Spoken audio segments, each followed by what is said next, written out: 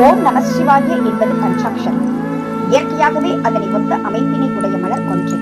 தங்க நிறமுடைய மலரின் இதழ்களும் மையத்தில் உள்ள ஓங்கார வடிவுடைய மகரந்த கோஷரமும் பஞ்சாட்சரத்தினை உணர்த்துகின்றன.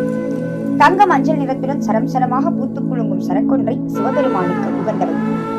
கொன்றை, கொன்னை, தாமம், பிரணவம், குண்டலினி, தங்கமழை என பல்வேறு பெயர்களால் அழைக்கப்பெறும் இம்மலர்களை சிவபெருமான் கண்ணியாகவும் சரமாகவும் இண்டையாகவும் சூடி மகிழ்கின்றார்.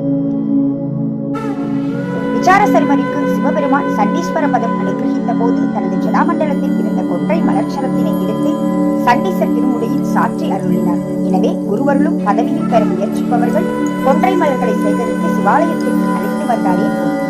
சுவாதி நட்சத்திரத்தில் பிறந்தவர்கள் கொன்றையை தலைமையாக உடைய ஆலயங்களில் வழிபாடு செய்வது நல்ல வளர்ச்சியை தரும். அச்சிறுபாக்கம், பந்தனை நல்லூர், திருலோக்கி, திருப்புத்தூர், வீட்டநகரி முதலான ஏராளமான தலங்களில் கொன்றை ஸ்தலவிருட்சமாக இருக்கின்றது. இப்பதிவில் வீட்டநகரி எனப்படும் திருத்திணை நகரில் விளங்குகின்ற ஸ்ரீ சிவக்கொழுந்தீஸ்வர சுவாமி தலவிருட்சமாகிய கொன்றை மலர்களை சூட்டி அருளியபடி வழங்குகின்ற காட்சியின் தரிசனத்தை பார்க்கின்றோம்.